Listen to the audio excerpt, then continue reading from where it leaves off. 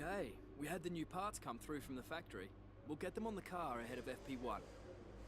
Thank you very much, Carwan. We finally get those upgrades after an initial delay on the aero bits coming through for the Monaco Grand Prix, but alas now, so we've had the durability upgrade on the front and the rear downforce done. Looking at the weather, it's going to be a wet one at the Canadian Grand Prix. The qualifying's all nice and clear, so we'll be able to benefit in that. But yeah, looking like a wet Grand Prix ahead. Welcome back to the F1 2018 career mode, and like I've mentioned here, we're at the Canadian Grand Prix, one of my personal favourite tracks on the calendar. And we'll need to see what we can do. We are riding a wave of momentum at the moment as part of the Williams team. Started out worst team on the grid, but we've only failed to score points at one race so far this year. And even in that Grand Prix, we finished 11th. So, looking very good. Had a very chaotic Monaco Grand Prix. Highly suggest you go back and check that one out. Because, yeah, some weird shenanigans occurred with the old game, but nonetheless, we're coming into this weekend. You can make up a lot of time around some of the chicanes on this circuit, but it is essentially just straights and chicanes, the Canadian Grand Prix, which I'm absolutely fine with as we now jump into our qualifying performance. So far we've set a couple of laps. This is our third and final run, again, on the Hypersoft tyres.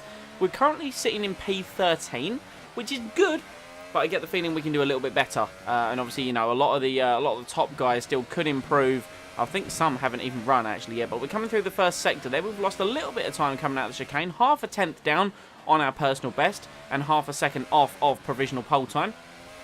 Let's see what we can do through the middle sector though. We get a better exit and a better run out of the first chicane as we now come through just 600ths down now as we come through to the second chicane, take the curb, run it out nice and wide, cut that a little bit, better run through there, and we go up on our delta as we come through to the second sector split. 1.1 down on the fastest. Vettel goes fastest on a 108.5. We kiss the apex nicely on the hairpin, but then get not the best exit. The delta time is going to go down slightly. It's going to be make or break in the final chicanes. We bump it to overtake mode. That means we're going to get more top end speed rather than acceleration. What can we do through the chicane? It's 206 miles an hour at the braking point.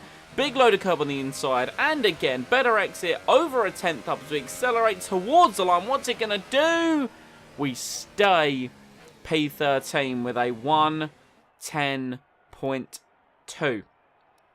And by the end of the session, which Vettel qualified on pole from Hamilton, then Raikkonen, then Bottas, so Ferrari, Mercedes, we dropped to 17th place, out-qualified again by Lance Stroll. Let's go to the race.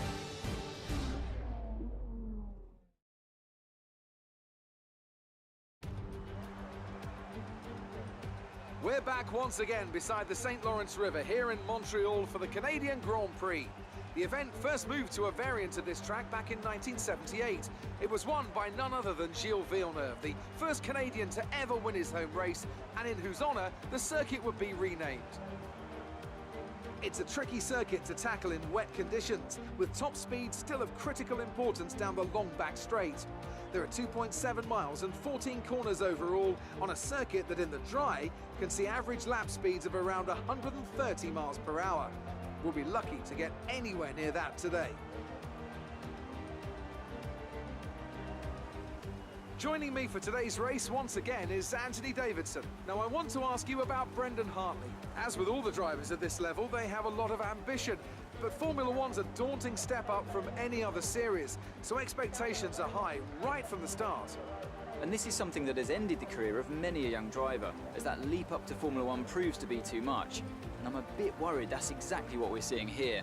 They haven't really found their feet, they're making silly mistakes, and as you imply, at this level, you're expected to perform. Well, look at that. It's going to be a very heavy rain at the start of the race, but it's going to ease off into lighter rain and potentially go to dry conditions. And yeah, Crofty, very important in what he says there about the wet weather. It's going to be crucial. It's our first full wet conditions and running the Williams. It doesn't have the best downforce or the chassis still. That power's not going to be as important in the rain, so this is going to be a learning experience, to say the least. Starting from P17 on the grid as we build. 5 red lights are out, and away we go for the Canadian Grand Prix. Cars get going, spray gets kicked up, and oh my god, I can't see. I'm going to pull to the inside so we can actually get out of some of this rain. The amount of rain on my screen and the amount of spray getting kicked up was unholy for a brief minute there, but On the low speed, we should be fine. Slide around Alonso, who is up my inside. Is he going to commit to a move? Yes, he is. Alonso comes surging down the inside and into Sergio Perez. We're going to have to go very slow, tippy-toe. But we're still up to P13 from P17. And once again, as the acceleration comes through, the spray getting kicked up onto the camera. That is a... I hadn't even seen this as of yet. I didn't realise there was any kind of major development to the wet weather. But wow, visually, that is very impressive. Also very terrifying. Anyway, we're going to bump the diff down to 50%. Because in the wet weather, we want wheels to be rotating at different speeds. Gasly's down my inside. Contact. Gasly goes for a spin in the second chicane. Let's have a little look at what Pierre was trying to do. Let's jump on board with a replay of this here. So he pulls alongside initially, and then you could say I squeezed him. I'm prepared to take a bit of the blame for that one there. It was difficult to see with the visibility. Here we go on board with Pierre Gasly. He commits to the move, and then yeah, I pinched him. Hands up. I'll admit that's on me for squeezing Mr. Pierre Gasly. We jump to the end of lap 1 now. We've obviously held up the cars behind us. Stroll is up to P14. That was my first time seeing the crash back. Obviously, while I was editing this, didn't really pay too much attention to it. Perez is slow out the chicane there. And we're going to try and sit in his slipstream as we go towards turn 1. Can we make a big dive move? Yes, we can. In the wet weather, can we get it slowed down? We can with some opposite lock. That was nearly disaster. And there's a train of cars up ahead of us here. End of lap 2, we're at 26.6. The car's sliding through turn 1. Look at the amount, well, I was about to say amount of grip. I was going to say lack of grip that I've got there. But anyway, move on to lap 4. Alonso's getting away from me a little bit here. And a safety car has been deployed. I'm willing to bet that's actually due to the conditions because visibility is actually getting worse. So we're going to drop it down to lean and into none on the ERS. But visibility is getting worse around this circuit. I was getting used to the conditions. I still didn't have too much grip. But just look at the amount of rain coming down. And it's streaming off the car. Look, we're going to admittedly... But look, I can't see turn 1. Normally you can see all the way back to the barrier. I can't see turn 1 in this visibility. I can only see it now. And then the car's ahead of me. It's very foggy, very dangerous. And that's... As a perspective, that's actually very interesting. Like it's very clean, very clear. I like it a lot for the new style. Look at the amount of spray. I can barely see one behind another car. Oh, but yeah. So we're filtering up behind Fernando Alonso here, and the on the safety car. I think they're going to wait for the rain to ease off a little bit, which by the end of lap 7 apparently has happened. So apparently the visibility and it is now safe to go racing once again. And again, the game's being a bit weird here. So I noticed this again. Look, the field's oddly slow, like very slow. And some of the cars have ghosted. Grosjean's ghosted, Verstappen's ghosted, and Bottas has sat still. So everyone's been able to overtake them there. And we've managed to slide our way out of the hairpin and get up into P9. And Bottas started moving again. That's...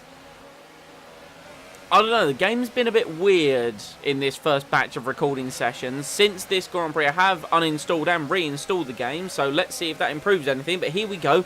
We're racing again. We've been caught napping a little bit on the restart. But we're rich and hot lap mode. So I'll shut up and let Jeff finish up there. But coming out the final chicane, Alonso up ahead of us for P8. We are in P9. We're approaching a backmarker. Marcus Ericsson is in the middle of everything for whatever reason there. But through turn 1, nice and cautious. Kick the back end out because we were on the curb. I'm now fighting it through turn 2. That's going to allow Valtteri Bottas to get through. The rear end was very lively. This Williams does not enjoy wet conditions whatsoever. So we've dropped down to P10 and we're still just riding the curbs. I'm pushing myself into the wall here.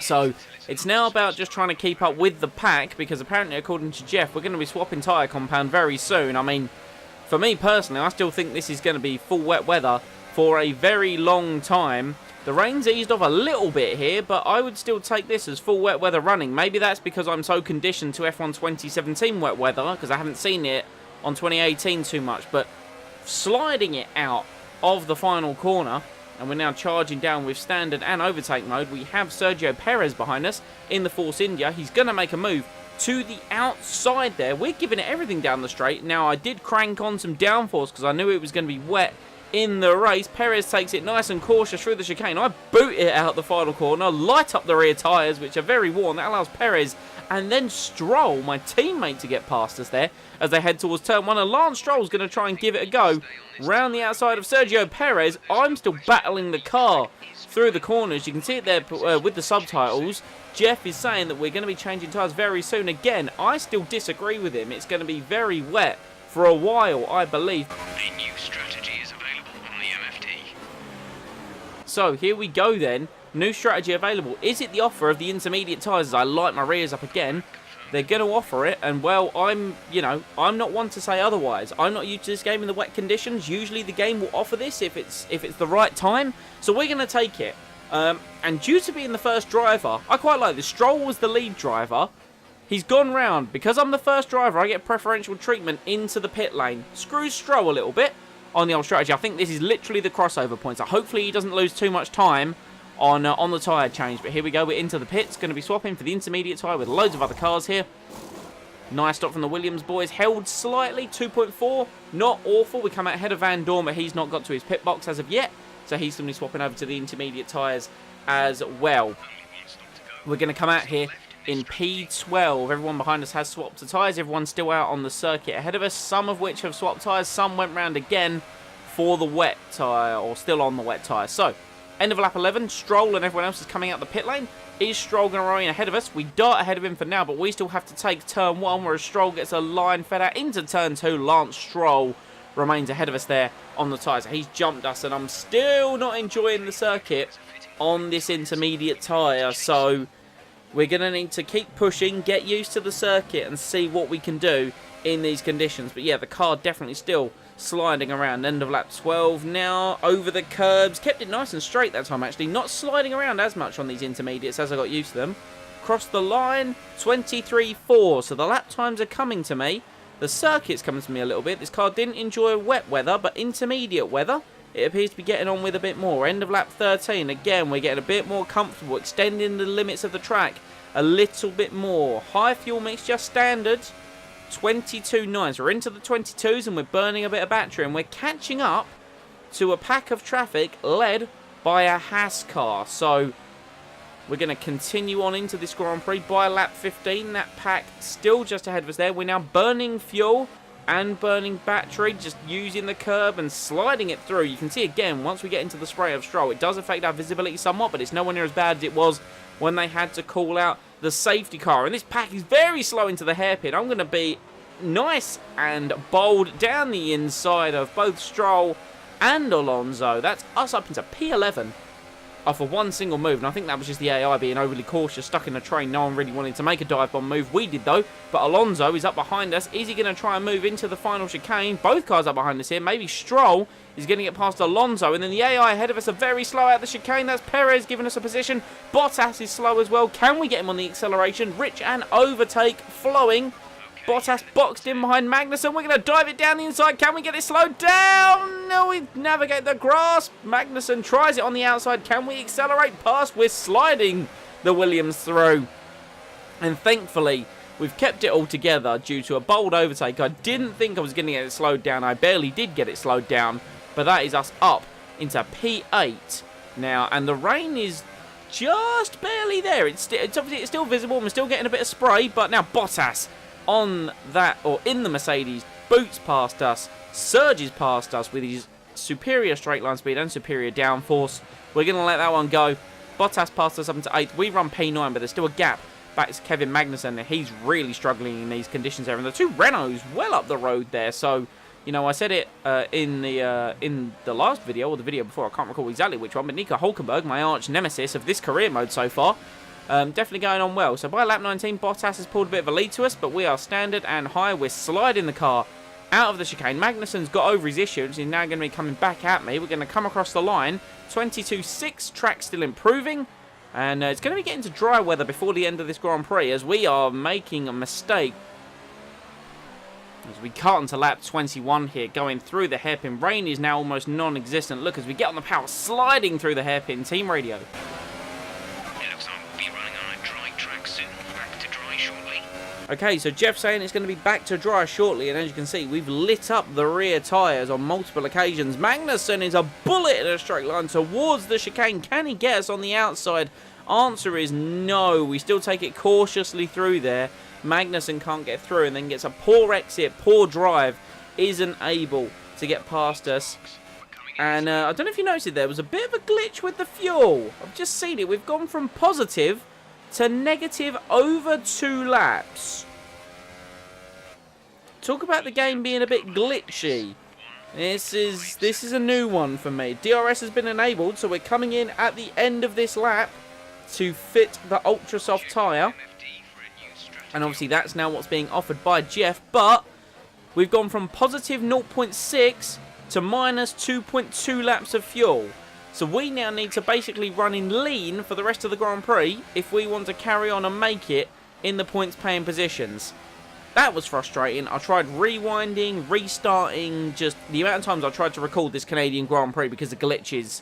In the end, I just had to go with what I had, and like I say, that caused the uninstall and the reinstall. Talking of glitches, that's a Red Bull in the air and then deposited into the middle of the pit lane. What the hell is going on? Anyway, we're in the pits. We exit the pits, and that's Daniel Ricciardo, was it? Now he gets going again.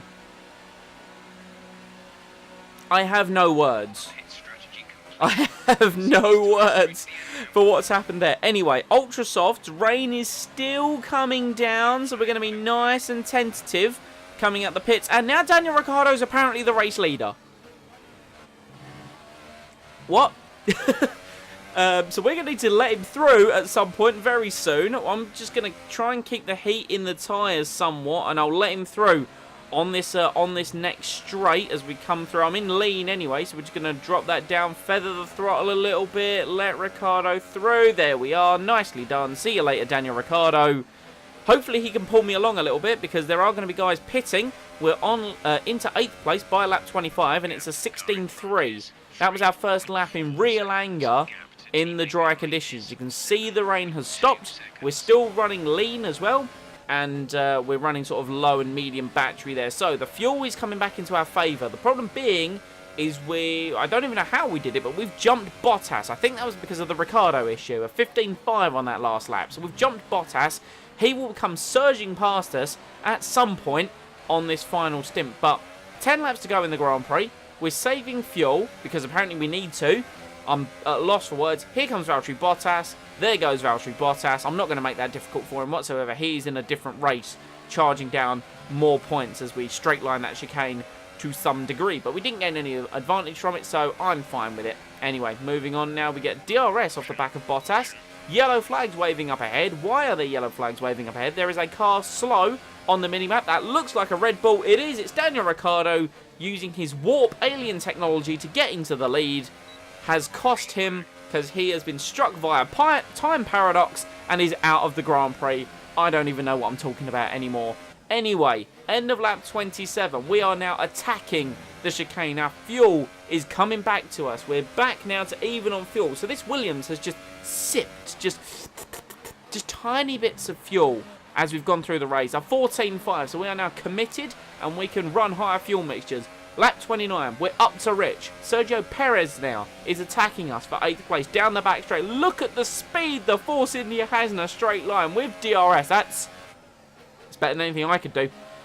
I couldn't do anything. He was already so far ahead of me. We're still in the slipstream on the main straight, but he has DRS. Can we make a big dive into turn 1? We do a new personal best. The answer is yes to the big dive. Perez turns in on us.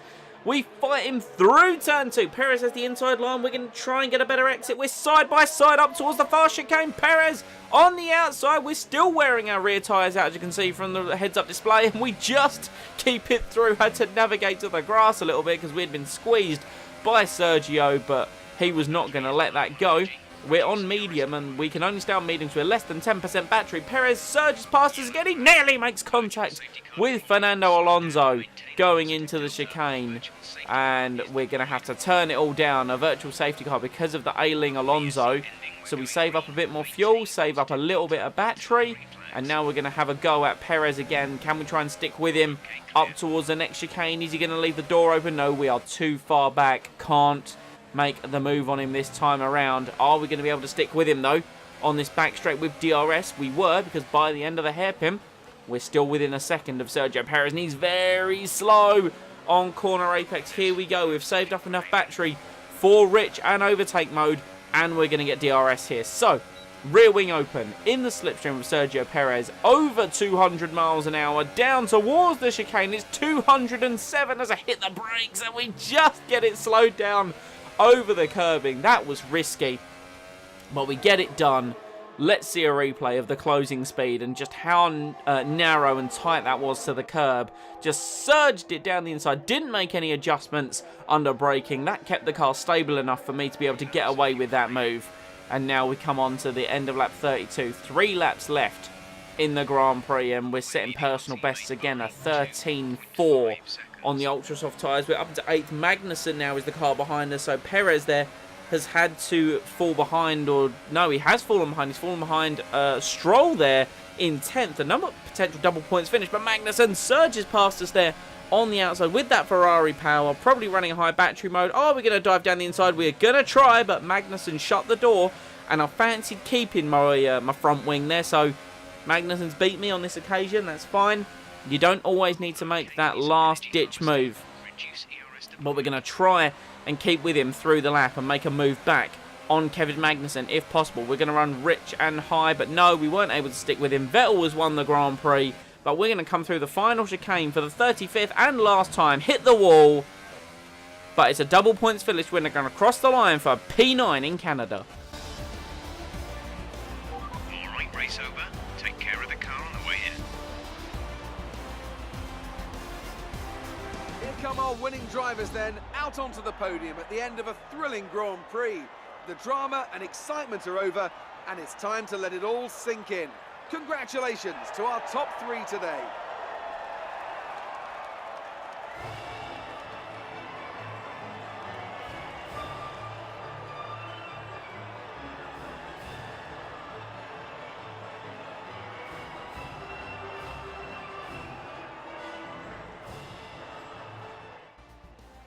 So Vettel wins the Grand Prix ahead of Nico Hülkenberg there. Hülkenberg once again outperforming that Renault. And when I said at the start they were having a shocking start to the season, well, they have changed that as they also get Sainz finishing 6th. And Pierre Gasly has the last laugh over me in the end, finishing P5, even though he was backwards in turn 1. I have no idea how Pierre's managed that, but we get a double points finish for Williams. Daniel Ricciardo's warp technology cost him the Grand Prix. For the championship, Raikkonen still leads, but it's very close between the top 3. We are down to P8 as Hülkenberg surges into P6 ahead of Max Verstappen, who is having an awful season so far. And that, for the constructors' side of things, means that Renault jump into P4 on 60 points. Force India there, 56, and Williams on 51. So like I said, this midfield battle is going to be chopping and changing throughout the whole season in the development race. But let's get to an interview with Claire. Great work out there today. How do you think it went? You were cutting your way through the field during the race. Yeah, well, again, it's the power. Power works around Canada. It looks like you've invested heavily in the development of new parts.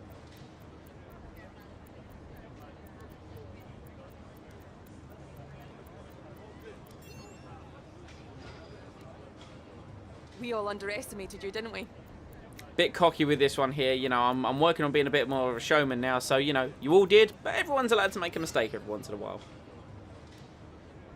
How do you feel the weather affected the outcome today? Well, it didn't dampen my spirits. Appreciate your time. So, re-look at the rivalries. We've been put into another rivalry with Lance Stroll, because again, he's always a good one to be compared with. We're currently losing that rivalry, as a matter of fact, but we are still beating Charles Leclerc, Charles Leclerc in the old Alfa Romeo, and just, yeah, once again, the reputation just continues to go up, but we struggled in the wet. That's something I definitely took away. Apart from this race being a bit glitchy, we definitely struggled in the wet, so that's something we're going to need to consider, but the morale is good on all of our departments. Apart from durability, you can see that everyone's converging on each other. Force India, Toro Rosso, and us are all at a very similar level. Then there's a bit of a jump to McLaren, Haas, and then Renault have pulled ahead there. And Ferrari now pulled ahead as the best team, but then Mercedes jumped up to be tied with them for one round, but then Ferrari back ahead again. So that is it for the Canadian Grand Prix. I hope you have enjoyed. This one was a weird, as you can tell by the title, it's wet and glitchy race. Like I say, after this race, I uninstalled and reinstalled the game, so I am hoping, I don't know if that's going to help, but we will see. We will certainly see. But if you have enjoyed, please leave a like and feedback. Would very much appreciate. If you want to be kept up to date with all the content coming to the channel, remember to subscribe and hit the bell for them notifications. Next time out, it's France. The new one, I had to think. I was going to say Austria, but then I'm like, no, we have to go to France first. So we will be going to the new circuit at Paul Ricard, the French Grand Prix. I'm really looking forward to that one. I hope you guys are as well. I will see you next time.